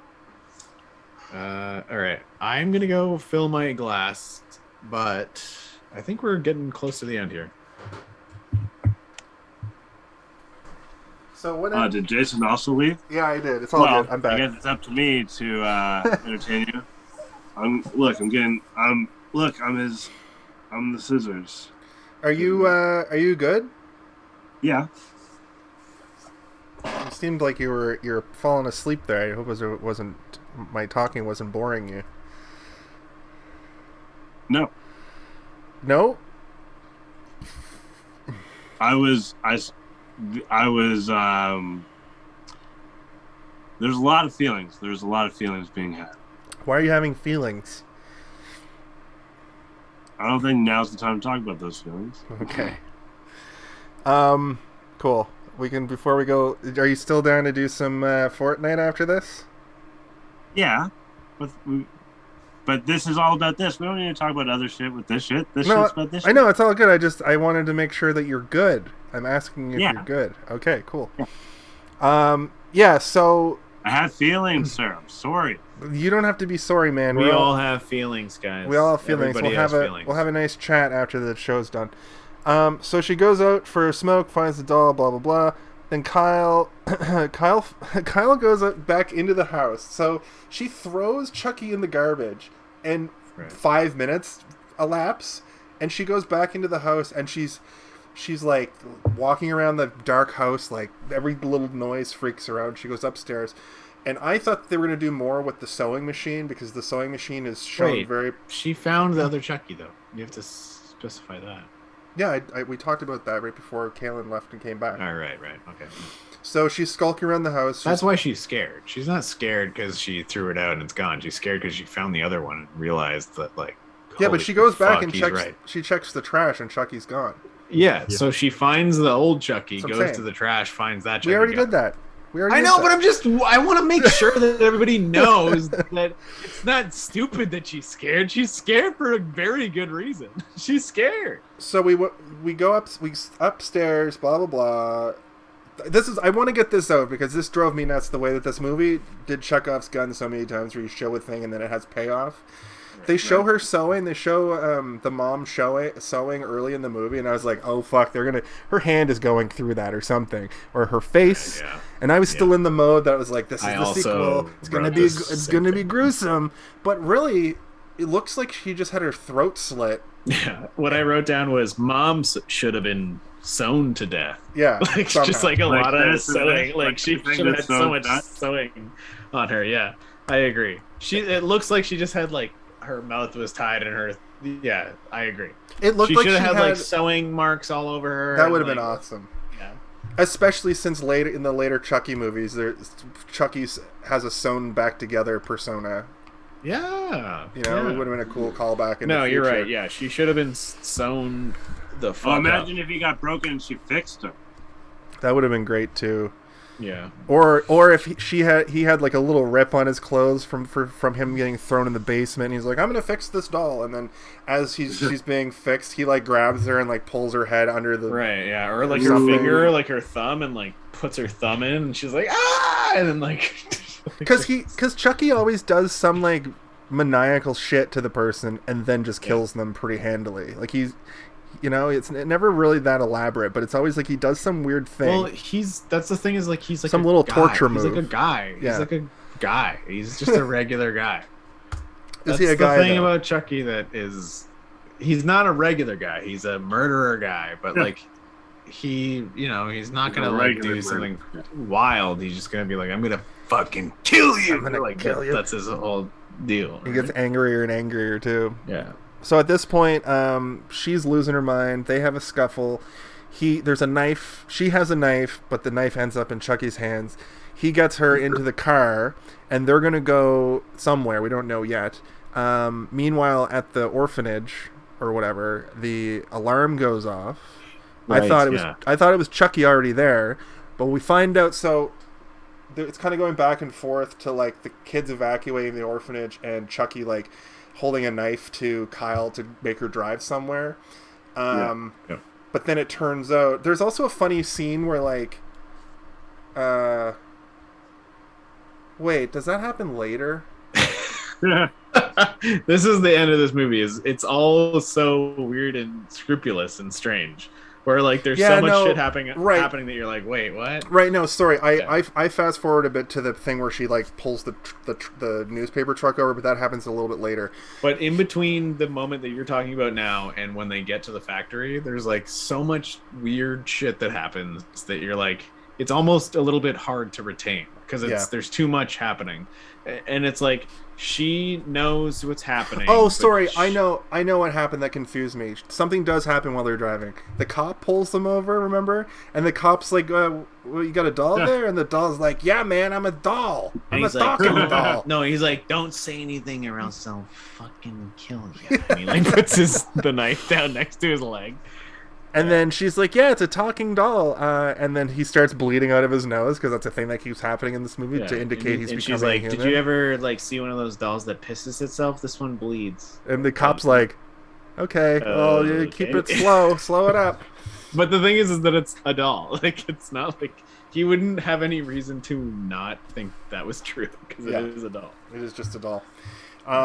So I thought that, yeah. Oh, he goes, you goddamn women drivers. It's so stupid though too. Like it actually is just like what can we make him say that is rude? Fuck you, right? bitch. Yeah. You goddamn women drivers as he goes through the drivers window and he shield. flies through the But window also, like, shield. would he have enough mass to break the window? Like, I feel thought like he's a about doll. that. I thought about that for way too long. I was like, I don't think they're going fast enough. no. And he breaks through it like so perfectly. Yeah. And then there's the whole thing. So they show up. That's after too, I think. No, because they roll up there. How does he? She shows crashed up. the car. They crash the car, and then it's like right, and then he tries to hit puts her. the knife into and he's like, "Take me to the fucking orphanage." Right. And then they somehow get the fire alarm to go off, and everyone's going out. Yeah, they're leaving. They find Andy. Yeah. They go back out. And then all the fire trucks start showing up, and he gets Andy into the back of like a newspaper truck that's just like filled to the top with newspapers, and it's open for some reason. Like, oh god! And he's like, "Ade, due, dembala, give me the power, I beg of you!" And they're like driving off, and she gets into another car and is following them, and he drives them back to. No wait, what? Oh no. She's driving after that truck.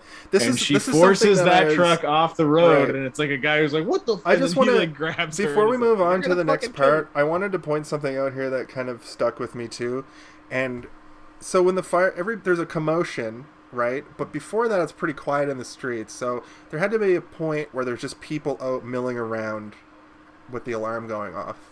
But off to the side, like not too far, is just a car that's up on the curb with a fucking giant hole in the windshield and the doors open. And nobody thought to be like, Chucky, what the hell? What the hell is going on with that car? Anyway, it's a movie. The end of this movie, like you have to not think too hard about That's true. it because it's like they were just trying to get to the factory fight. Is that stuff acid or is it the gel that makes the parts? Who knows? Why does there it burn are the several floor? things that happen in a row that are very hard to follow and comprehend, but they get to the good guy factory. Let's get to the good guy factory too, because what is important. Yeah. So the problem, I didn't really take many more notes beyond this because it's just a lot of. It's just. I think that all my notes that I took throughout are still something that you can attribute to this last scene as well. Like most of my notes about camera angles and music and acting and all of it still applies to this last scene. This sequence is very good. It's great, man. Yeah. This is such a good moment in this movie. It's so good. So essentially what happens is they end up in the good boy factory where the good guy where the good guy factory where the Chunky dolls are made. And I will always call him Chunky because of you, Steve, and that's your fault. Sorry. Basically, there's a sequence here where Chucky's they're playing cat and mouse, right? And Chucky's trying to murder them, and they're trying to escape, right? One little thing happens, and the whole factory gets messed up and starts... I mean, the main thing that happens is that he gets there first with Andy, right? Like Chucky gets there first, and he fucking lies Andy down, and he's like, he puts his hand on his head, and he has the knife, And he says, Ade, the way, Dambala, give me the power, I beg of you. And like he starts to do the voodoo curse, and he gets through all of it, and he has his head in the air, his little puppet head, and then it goes down to Andy, who's asleep, and Andy's eyes open, and he looks up to Chucky, and then you see a little bit of blood drip onto Andy's face. And then it goes up to Chucky, and Chucky puts his hand down, and then it drips into his hand and goes back up, and Chucky's nose is bleeding, and he's like, no, no, no, no, no. Yeah. And he like does like a crazy scream, and it's like, this is fucking great. Like, a lot of horror movies do not ever make you feel like you understand why this villain is doing what they're doing, but Chucky, you know exactly what he's trying to do, and he failed. He fucking failed. Man. You also get a great moment shortly after this. They're escaping through like this fence grate, and he gets his hand stuck. And then he's so filled with rage and just wants to murder them as brutally as possible that he pulls and pulls and pulls, and his hand comes off, and you realize that he's got fucking meat arms. No, now. he doesn't realize that. We realize experiencing it. We realize, but he's like screaming like, ah! Yeah. And it's and like it's got that little like, squirt of blood comes out, and I'm like, oh yeah. And then he gets that knife from the previous scene, and he pulls the handle off, and he jams it in his fucking arm and tapes it up, and now he's got. But he puts it in like one of those those wedge things like to close it, so that he can and then he like tapes it up with like packing tape, and just like he pulls it out, and he's like, I hate children. Starts to like run after them. So good, man. Yeah. So Chucky kills a factory worker by putting him in the eye machine. That's what Kaylin brought up earlier. The ultimate Chekhov's gun for this movie, because that eye thing is in like the first scene of the movie. And then a psycho-looking nightmare Chucky comes out with his fucking arm. I wish that was the boss. I wish that was like the final boss of this movie. The Akira monster Chucky. The Akira monster Chucky is kind of the final boss. Yeah. No. Not the one that comes out with all the legs and arms sticking out. That you thing. Want it? Yeah. Okay, yeah. That would have been cool. You know what? Because you saw that come out. Yeah, you saw all the legs come out, and like I've seen this movie several times, and I was like, does he come out with legs and arms? And like nothing came out, and it was like his bottom half. No, they showed and that then he comes on the little platform, and he's like, ah. Well, they showed that nightmare doll to indicate that if you go into that machine, it's malfunctioning. Some shit's gonna happen. So they end up trapping him in that machine. He gets severed at the waist, and then he starts coming after them on that wheelie with the knife hand, which was fucking great. And then, so throughout this scene, they keep accidentally standing underneath this thing that's dripping. That's why I can't figure out, based on what happens here, if the stuff that's dripping out is some sort of acid or if it's the melted down. Oh, isn't that like latex or rubber or what? It's plastic. It's like liquid plastic. But what I was wondering is, if it's just liquid plastic, when it hits the ground, why was it? It was because visually it looks more interesting. I know, I get that, and it makes sense that it wasn't melting the ground; it was just sizzling when it hit the ground to indicate that it was hot. I thought it was an acid of some sort. Either way, Chucky was going to get this shit all over him because of Chekhov's gun thing. Because of Chucky's gun.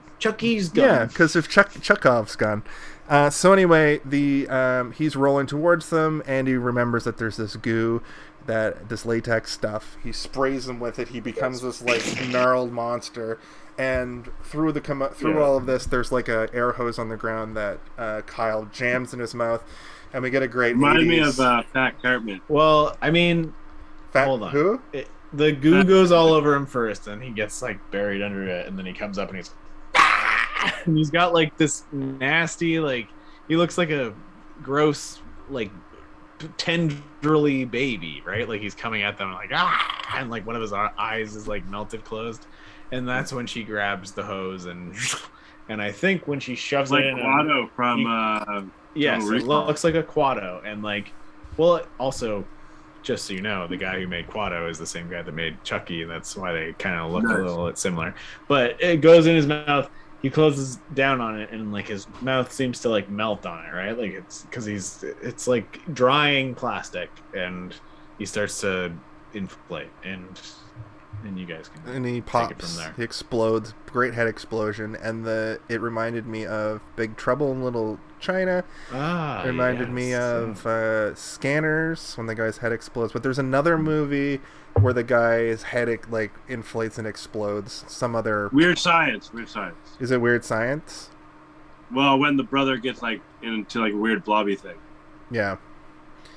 Right. So, yeah, and then as they're leaving the factory after this horrible thing goes, and she's like, okay, or Andy's like, okay, let's go home, and Kyle's like, where is home? And then credits start rolling. Yeah. No, Andy says that. Yeah, Andy says, where's home? Yeah, I have no idea. And that's the end. So, let's go into our final thoughts, and then let's play some Fork Knife. Yes. So, do the viewers get to see?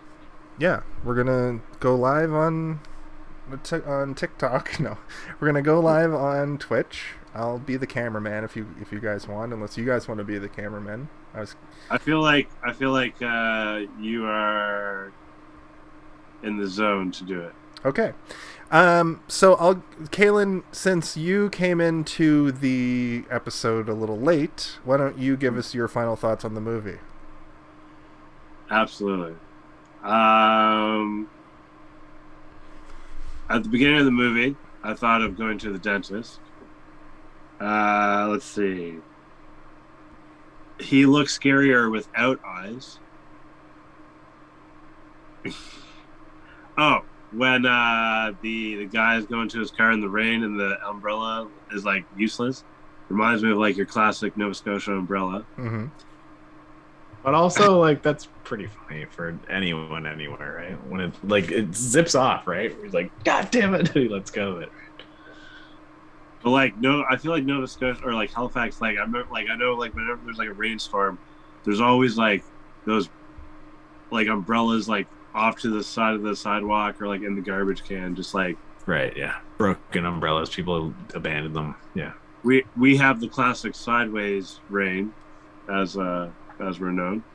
All right, sorry, I didn't mean to dismount. Continue. No, we're still riding. Keep going. My final thought is also a little bit of intro because I missed it. Sorry.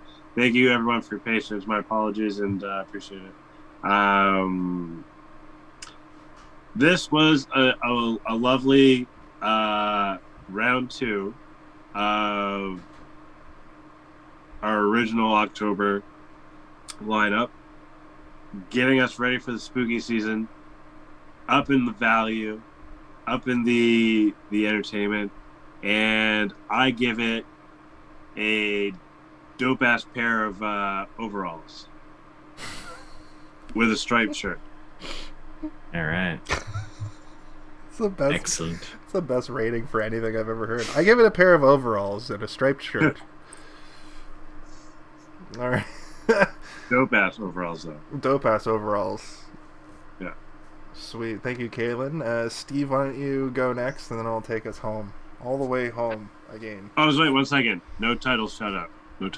No, I don't think they're going to be. Yeah, no one said this is Chucky's Tools. It's child's play. Nothing but child's play. Too. I think that this movie is a classic. I hate to steal from you, Jason, but you did say this in our private chat that this is an example of a movie that 100% excels where the first movie failed, maybe, or at least took what the first movie was trying to be and achieved.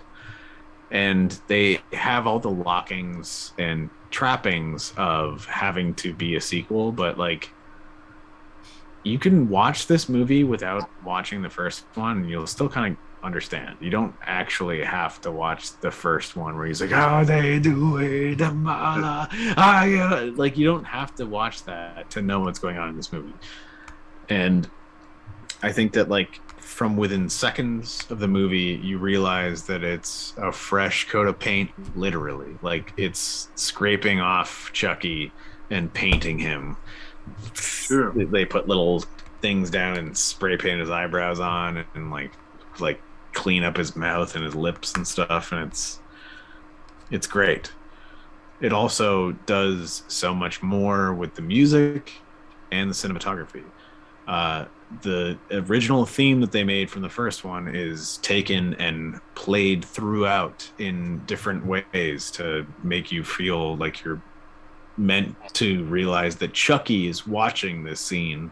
If there's somebody watching somebody else and you hear like ding ding ding ding ding ding ding ding ding, you're like, oh, that Chucky is there somewhere in the room understanding what's happening here.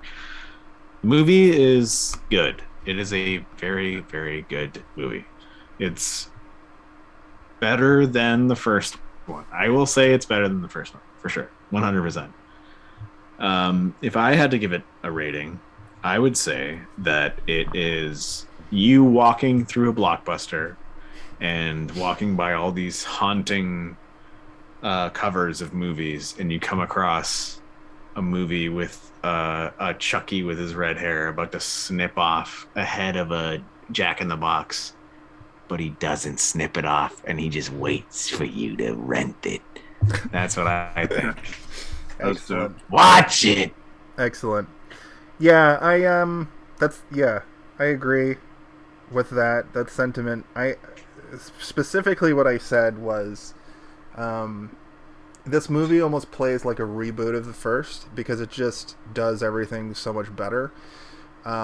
It's obviously a sequel because it's a continuation of the story, but it feels like every element of this movie like is just better. I can't remember what I gave Child's Play, so hopefully I don't accidentally rate it lower. But I found that there aren't a lot of parts that drag, and I think that has to do with the runtime. When you push a horror movie to like 2 hours, you're gonna get a lot of like Halloween kind of had that problem where there's a lot of scenes that are just like people doing stuff and Michael Myers observing it from the bushes, basically. But you don't really have that in Chucky because he's one of the main characters.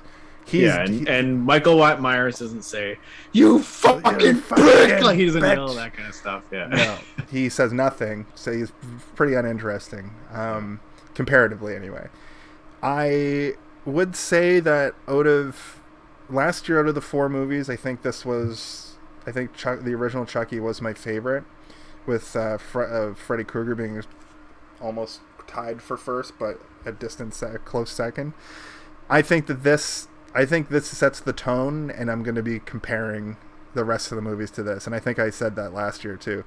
So I mean, Chucky's verbose, man. You like your verbose villains. You like your monsters to yell shit at people. I want my monsters to just be a regular ass human. Well, a regular ass serial killer trapped in a doll's body.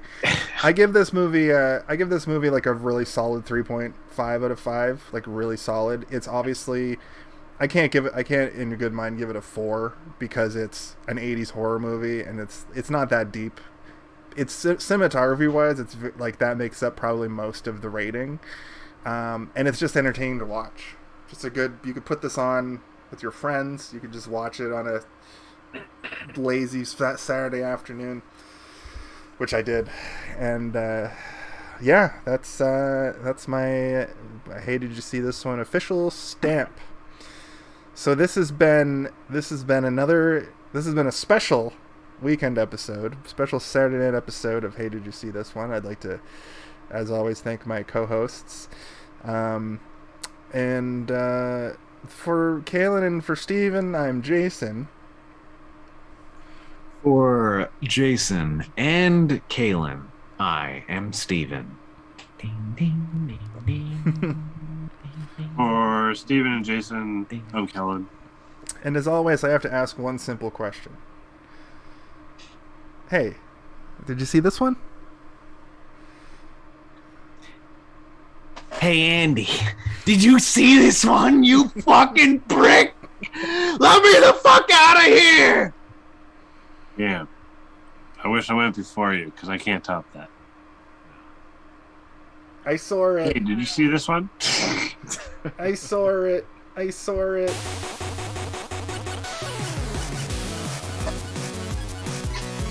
Guys, I'm sorry I yell, but he yells a lot. You heard him, right, in the movie? He does yell a lot in the movie. I'm the Jack. You're the Jack? Yeah. You're the one getting your head cut off? Oh my god. I'm also, if I bend and contort just right, it kind of looks like I'm part of the picture.